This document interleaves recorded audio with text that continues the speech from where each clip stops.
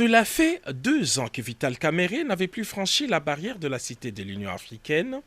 Près d'une semaine après son acquittement dans les dossiers des 100 jours, le tout premier directeur des cabinets du chef de l'État est venu rencontrer ce mardi soir le président de la République, Félix-Antoine Tshisekedi Tshilombo. Tout sourire, les chefs de l'État étaient visiblement heureux de revoir son ancien collaborateur et partenaire politique, lui aussi très ému. Comment ça? Ça va bien, Excellence. Ça va? Quelle émotion. Retrouvailles. Décontractés, les deux personnalités ont eu un entretien de 2 heures et pour Vital Kamerhe, la parenthèse 100 jours est vite refermée. Il est temps de renforcer les partenariats politiques et se mettre au service du peuple. L'émotion des retrouvailles, et puis je dis que Dieu est grand. Tant que tu crois, tu as la foi en Dieu, tout est possible. Et c'était aussi la joie de retrouver un partenaire politique.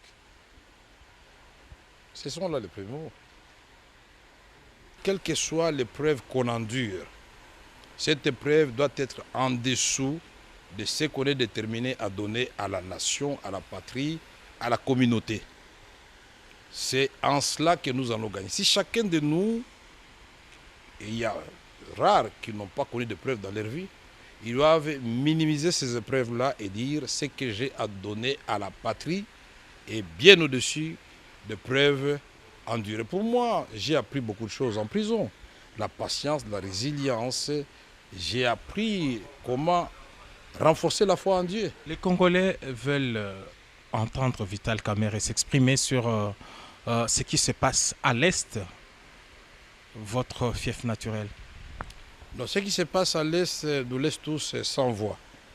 Et chaque Congolais, digne de ce nom, ne peut que répondre à l'appel qui avait été lancé par le gouvernement, par le président de la République, que chacun de nous puisse œuvrer pour que la paix revienne dans notre pays. Et ce ne sont pas des ressources intellectuelles, ce n'est pas la sagesse, ce ne sont pas ces ressources-là qui manquent, mais nous devons revisiter notre outil de défense, les renforcer pour que nous puissions gagner des guerres. Mais il n'y a pas que l'option militaire.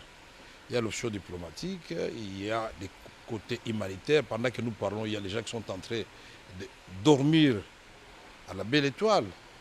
Il ne faut pas que la question de M23 nous fasse oublier que quand nous avons pris le pouvoir, avec le président Tshisekedi en tête, le problème que nous devrions résoudre, c'était le problème de Beni avec les ADF Nalou, les Codeco à Ituri.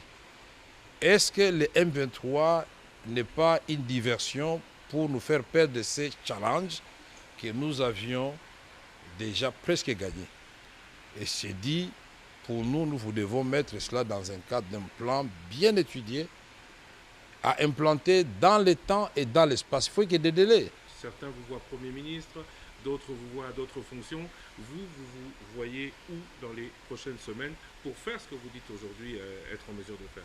Je me vois comme un citoyen congolais déterminé à aider son pays. Cette sortie médiatique marque la rentrée politique du patron de l'UNC.